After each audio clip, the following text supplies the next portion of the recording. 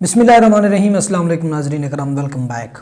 नाज़रीन करام, एक मरतबा फिर पाकिस्तान तहरीक इंसाफ़ के जो उम्मीदवार हैं और पाकिस्तान तहरीक इंसाफ़ के जो चेयरमैन हैं, इस ख़बर से यकीनन वो उनकी तकलीफ़ में इजाफ़ा हुआ होगा और पाकिस्तान तहरीक इंसाफ़ के जितने भी सपोर्टर हैं वो भी मायूस ज़रूर हुए होंगे, क्योंकि एक मरतबा फिर ये फ़ैसला किया गया है कि पाकिस्तान तहरीक इंसाफ़ को बल्ले का निशान नहीं मिलेगा। इंतखाबी निशान जो अलाट किए जाने थे इलेक्शन कमीशन ऑफ पाकिस्तान की जानिब से, पाकिस्तान तहरीक इंसाफ़ को इस मरतबा बल्ले के निशान से महरूम रखा जाएगा। इस पर बड़ी कोशिशें की जा रही हैं तहरीक इंसाफ़ की जानिब से, और दूसरी जानिब से भी तहरीक इंसाफ़ की कोशिश ये है कि किसी न किसी तरीके से बल्ले का निशान वापस लिया जाए और उस पर ही इलेक्शन लड़ा जाए।